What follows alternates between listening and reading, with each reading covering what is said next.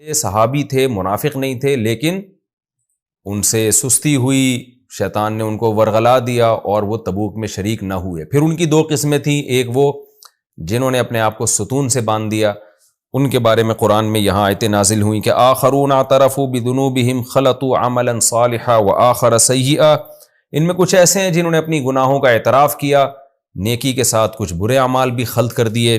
عسى اللہ ان یتوب علیہم، امید ہے اللہ ان کی توبہ قبول کر لے گا، یعنی اللہ نے ان کی توبہ قبول کر لی، بے شک اللہ غفور الرحیم ہے۔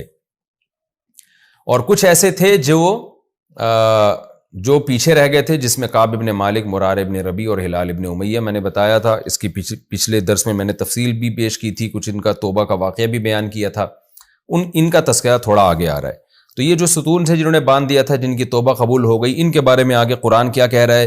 خذ من اموالہم صدقۃ تطہرہم وتزکیہم بہا، اے نبی آپ ان کے مال کو وصول کر لیا کریں۔ آپ کو پتہ ہے پچھلے رکوع میں اللہ نے ایک منافق کا تذکرہ کیا تھا اور کہا تھا کہ ان سے ان کا صدقہ قبول نہ کریں۔ نبی نے پھر اپنی زندگی میں قبول نہیں کیا، حضرت ابوبکر نے قبول نہیں کیا، پھر حضرت عمر نے بھی قبول نہیں کیا، تاکہ یہ پتہ چل جائے کہ یہ منافق ہے۔ اور کیونکہ منافق جو دے رہا تھا دل سے نہیں دے رہا تھا، صرف اپنی جھیب مٹانے کے لیے، تو اللہ نے پابندی لگائی نبی پر کہ اس پکے منافق کا صدقہ آپ نے قبول نہیں کرنا۔ تو یہاں پر چونکہ ان کی توبہ قبول ہو گئی ہے، تو اس لیے اللہ ان کے بارے میں کہہ رہا ہے کہ اگر یہ صدقے کی رقم لے کر آتے ہیں، نبی کو دیتے ہیں کہ آپ کہیں مستحق تک پہنچا دیں، اور یہ دینے سے ان کی نیت کیا ہے؟ تاکہ ان کی خطا معاف ہو جائے، تو اے نبی آپ ان سے صدقہ وصول کر لیا کریں۔ اس سے ہوگا کیا؟ تطہرہم وتزکیہم بہا، اس کے ذریعے آپ ان کو پاک کر دیں گے، ان کا تزکیہ کریں گے۔ پاک کا مطلب کیا ہے؟ ظاہری گناہوں سے بھی پاک ہوں گے، اور تزکیہ کا مطلب باطنی جو دل کے گناہ ہیں اس سے بھی پاک ہوں گے۔ ظاہری گناہ کیا؟ ایک گناہ تو یہ تبوک میں پیچھے رہ گئے تھے۔ اب سوال پیدا ہوتا ہے، وہ تو توبہ سے ویسے ہی صاف ہو گیا، تو اس کے لیے پھر صدقے کی کیا ضرورت ہے؟ تو توبہ سے گناہ تو معاف ہو جاتا ہے، لیکن گناہ کے جو سائیڈ ایفیکٹ ہیں، ایک روحانی ایک تعلق میں جو کمی آتی ہے، تو صدقہ کرنے سے کیا ہوتا ہے کہ وہ جو سائیڈ ایفیکٹ تھے نا گناہ کے، اور اس کے جو ضمنی اثرات تھے، وہ بھی ختم ہو جاتے ہیں۔ تو توبہ سے تو گناہ معاف ہوتا ہے، لیکن اس گناہ کے جو دل میں قدورت پیدا ہو گئی، گناہ سے مزید گناہ کرنے کا جذبہ پیدا ہوتا ہے، تو یہ جو سائیڈ ایفیکٹ ہیں اس کو طہارت سے تعبیر کیا گیا ہے کہ بالکل پاک صاف ہو جائیں گے، ایسے جیسے گناہ ہوا ہی نہیں ان سے۔ اور تزکیہم کا مطلب ان کا تزکیہ بھی ہوگا۔ جب انسان مال خرچ کرتا ہے، اس کے دل سے دنیا کی محبت نکلتی ہے، تو اس لیے اللہ نے فرمایا کہ آپ ان سے مال بھی وصول کریں صدقے کے لیے جو یہ دے رہے ہیں، تاکہ آپ غریبوں تک پہنچائیں، تو اس سے ان کا تزکیہ ہوگا، اس سے ان کے دل سے دنیا کی محبت اور زیادہ نکلے گی۔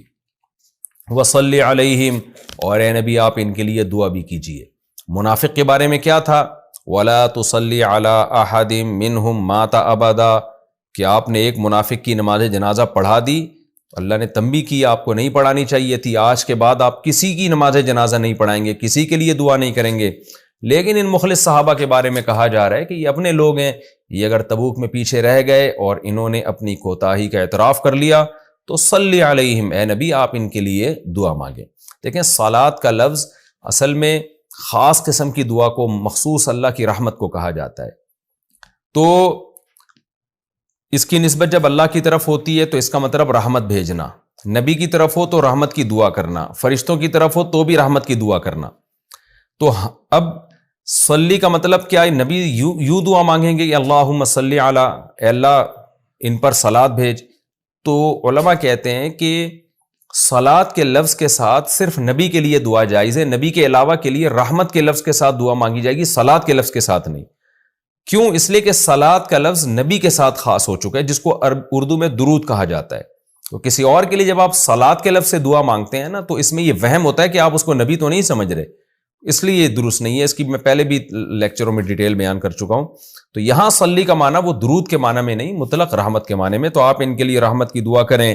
ان صلاتک سکن لہم، آپ کا ان کے لیے دعا کرنا ان کے لیے سکونت کا سبب ہے، ان کو سکون ملتا ہے۔ تو چونکہ توبہ کر چکے ہیں، لہذا آپ ان کے لیے دعا کریں تاکہ ان کو سکون اور اطمینان ملے۔ واللہ سمیع علیم، اللہ سننے والا اور جاننے والا ہے۔ رہا یہ مسئلہ کہ اللہ نے ان کی توبہ قبول کیوں کی، ان سے تو اتنا بڑا جرم ہوا کہ تبوک میں پیچھے رہ گئے، اس کا جواب اللہ تعالیٰ دیتے ہیں الم یعلموا، کیا ان لوگوں کو معلوم نہیں ہے ان اللہ هو يقبل التوبۃ عن عبادہ، اللہ ہی تو ہے جو اپنے بندوں سے توبہ قبول کرتا ہے.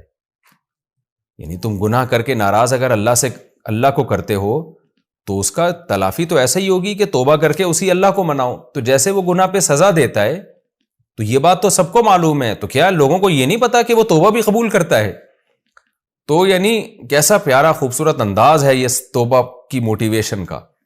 یعنی یہ تو گویا اللہ یوں سمجھا رہے ہیں کہ یہ تو سب کو ہی پتا ہے کہ گناہ پہ سزا اللہ دیتا ہے، تو علم یعلموا، کیا لوگوں کو یہ معلوم نہیں ہے کہ ہوا یقبل التوبۃ عن عبادہ، وہی اپنے بندوں سے توبہ بھی قبول کرتا ہے، وَيَأْخُذُ الصَّدَقَاتِ، اور صدقے بھی اللہ وصول کرتا ہے. یہ تو ظاہری طور پر ہم فقیر کو پکڑا رہے ہوتے ہیں اور ہم سمجھتے ہیں کہ غریب آدمی وصول کر رہا ہے، یا نبی کو دے رہے ہیں اور ہم سمجھ رہے ہیں نبی وصول کر رہے ہیں، یا اپنے کسی رشتہ دار کو دے رہے ہیں اور ہم سمجھ رہے ہیں رشتہ دار وصول کر رہا ہے. اللہ کہتے ہیں ایسا نہیں ہے، صدقہ اللہ وصول کر رہا ہے، تم اللہ کو دے رہے ہو. تو لہذا اگر تم سے خطا ہو جائے توبہ بھی کرو اور اس کی بھرپور تلافی کے لیے صدقات و خیرات بھی کرو. یہ سب اللہ کے ہاتھ میں جا رہی ہیں یہ سب چیزیں. وَأَنَّ اللَّهَ، اور کیا لوگوں کو معلوم نہیں ہے کہ بے شک اللہ تعالیٰ هُوَ التَّوَّابُ الرَّحِيمُ، بہت زیادہ توبہ قبول کرنے والا اور بہت زیادہ رحم کرنے والا ہے. یعنی صرف توبہ قبول نہیں کرتا، بہت زیادہ قبول کرتا ہے. اس کی عادت ہے توبہ قبول کرنا، اور پھر قبول کرنے کے بعد صرف اتنا نہیں ہوتا کہ سزا معاف ہو جائے گناہ کی، نہ اوپر سے الٹا رحم بھی کرتا ہے، اپنے بندوں سے محبت بھی کر جائے تو توبہ کرنے والے ہیں. جیسے قرآن میں دوسرے مقام پر آتا ہے نا، ان اللہ یحب التوابین ویحب المتطہرین، بے شک اللہ تعالیٰ توبہ کرنے والوں کو اور پاک صاف رہنے والوں کو پسند کرتا ہے. تو صرف اتنا نہیں ہے کہ توبہ کرنے والے کے گناہ کو معاف کر دے، بلکہ اللہ اس سے الٹا محبت کرنا شروع کر دیتے ہیں اور اس پر رحم بھی کرتے ہیں. وَقُلِ اعْمَلُوا، اور اے نبی آپ ان سے یہ بھی کہہ دیجئے جن سے خطا ہوئی ہے کہ اب مزید عمل کرو. فَسَيَرَ اللَّهُ عَمَلَكُمْ، عن قریب اللہ تمہارے عمل کو دیکھے گا، وَرَسُولُهُ، اور رسول بھی، وَالْمُؤْمِنُونَ، اور عام مومنین بھی. ٹھیک ہے تم سے خطا ہو گئی، تم نے توبہ کر لی، لیکن آئندہ کے لیے اب تم نے اصلاح کرنی ہے، سب دیکھیں گے آئندہ تم کیسے چلتے ہو. وَسَتُرَدُّونَ إِلَىٰ عَالِمِ الْغَيْبِ وَالشَّهَادَةِ، اور ان قریب تم عالم الغیب والشہادہ کی طرف لوٹائے جاؤ گے، وہ تمہارے ایک ایک عمل کی تمہیں خبر دے گا. یہ توبہ کرنے والے کو آئندہ کے لیے اصلاح احوال کی ترغیب دی جا رہی ہے. وَآخَرُونَ مُرْجَوْنَ لِأَمْرِ اللَّهِ، اب ان تین صحابہ کا تذکرہ ہے جن کا بائیکاٹ ہوا تھا، جو میں نے پچھلے لیکچر میں بہت ڈیٹیل سے بتایا تھا. ان کی توبہ کا اعلان نہیں ہوا، بلکہ ان کے بارے میں بتایا جا رہا ہے کہ ان کا معاملہ ڈیلے کیا جا رہا ہے. وَآخَرُونَ مُرْجَوْنَ لِأَمْرِ اللَّهِ، کچھ دوسرے ایسے ہیں جو اللہ کے حکم کے لیے، اللہ کے حکم کے وقت تک کے لیے مرجونا، ان کے حکم کو ملتوی کیا جا رہا ہے، ڈیلے کیا جا رہا ہے. کیا ڈیلے کیا جا رہا ہے؟ ہوگا کیا ان کے ساتھ؟ اما یعذبہم، یا تو اللہ ان کو عذاب دے گا، سزا دے گا کہ تبوک میں پیچھے کیوں رہ گئے تھے. ٹھیک ہے اہل ایمان میں سے ہیں، نیک لوگوں میں سے ہیں، تو نیک آدمی کو جہاں نیکی کی کا اچھا بدلہ ملتا ہے تو گناہ کی سزا بھی ملتی ہے. تو ابھی اللہ پر ہے کہ اللہ ان کو سزا دے گا.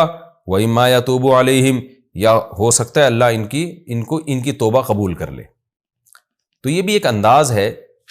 دیکھیں سوال پیدا ہوتا ہے کہ بھئی اللہ کا وعدہ ہے جو توبہ کرے گا اللہ اس کی توبہ قبول کرے گا.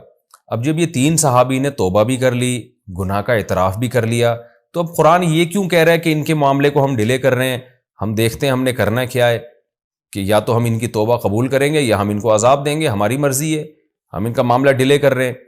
تو بظاہر یہ آیت ان آیتوں سے خلاف جا رہی ہے جن میں آتا ہے کہ جو توبہ کرتا ہے تو ایسے جیسے گناہ ہوا ہی نہیں، تو فوراً توبہ قبول ہونی چاہیے. اس کا جواب علماء نے دیا ہے کہ اصل میں تو اصول اللہ کا یہی ہے کہ فوراً اللہ نے ان کی توبہ قبول کر لی تھی.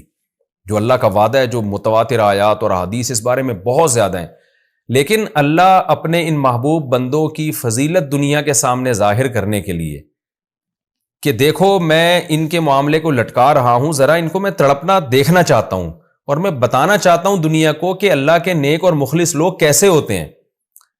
تو اس لیے اللہ نے اپنے علم میں تو توبہ قبول کر لی تھی، لیکن اعلان کیا ہو رہا ہے؟ اعلان توبہ کی قبولیت کا بعد میں نازل ہو رہا ہے کہ نہیں، ابھی ہم تھوڑا سا ان کو آزمائش میں ڈالیں گے تاکہ دنیا کو پتہ چلے کہ جو نیک لوگ ہوتے ہیں وہ کیسے ہوتے ہیں، اور آئندہ کے لیے تنبیہ بھی ہو، ان کی تربیت بھی ہو جائے. بعض دفعہ یہ ہوتا ہے کہ آپ سزا دیے بغیر فوراً توبہ قبول کر لیتے ہیں تو اس بات کا خطرہ ہوتا ہے کہ آپ دوبارہ گناہ کریں گے. تو بڑے لوگ کیا کرتے ہیں، ان کی نیت تو یہی ہوتی ہے کہ ہم نے اس کو معاف کرنا ہے، لیکن تھوڑی سی سزا دیتے ہیں تاکہ دوبارہ گناہ کی نوبت نہ آئے. تو اللہ نے ان تینوں صحابہ کو تھوڑی سی سزا بھی دی کہ 40 دن بائیکاٹ کروایا ان کا، 50 دن بائیکاٹ کروایا، اور تھوڑا سا ان کی فضیلت دنیا کے سامنے ظاہر بھی کی کہ دیکھو ہم نے 50 دن تک ان کے معاملے کو لٹکا کے رکھا، مگر بادشاہ خط بھی لکھ رہا ہے غیر مسلم بادشاہ کہ ہمارے پاس آ جاؤ، عزت بھی ملے گی، اس کے باوجود یہ اس کا خط پھاڑ کے پھینک رہے ہیں اور کہہ رہے ہیں کوئی بات نہیں ہم مر جائیں گے، اور ٹھیک ہے ہمارے نبی نے، ہمارے ساتھیوں نے ہمارے ساتھ بائیکاٹ کیا، زمین اجنبی بن گئی، ہمارے لیے قید خانہ بن گئی، لیکن ہم اللہ کو ناراض نہیں کر سکتے۔ تو یہ فضیلت بھی ان صحابہ کی اللہ نے دنیا کے سامنے ظاہر کرنی تھی، اس حکمت سے اللہ نے ان کے معاملے کو ڈیلے کیا ہے۔ تو اللہ تعالیٰ فرماتے ہیں وَآخَرُونَ مُرْجَوْنَ لِأَمْرِ اللَّهِ، اور کچھ ایسے ہیں جن کے معاملے کو اللہ کے حکم تک کے لیے ڈیلے کیا جا رہا ہے، اما يعذبهم، یا تو اللہ ان کو عذاب دے گا، وَإِمَّا يَتُوبُ عَلَيْهِمْ، یا اللہ ان کی توبہ قبول کر لے گا۔ اب دیکھیں اللہ اگر صاف کہہ دیتا اللہ ان کی توبہ ہی قبول کرے گا تو پھر یہ آزمائش تھوڑی ہوتی۔ تو اس لیے اللہ نے ان صحابہ کو گویا ڈرا دیا کہ ہماری مرضی ہم تمہیں عذاب دیں یا ہم توبہ قبول کریں، تاکہ وہ بھی ایک آزمائش میں رہیں۔ واللہ علیم حکیم، اللہ خوب جاننے والا اور حکمت والا ہے۔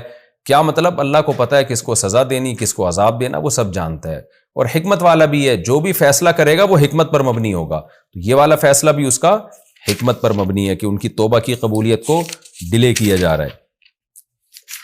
تو ان کی توبہ قبول ہوئی نہیں ہوئی، پھر یہ بعد والے رکوع میں آ رہا ہے، یہاں دوسرے منافقین کا تذکرہ دوبارہ سے شروع ہو گیا۔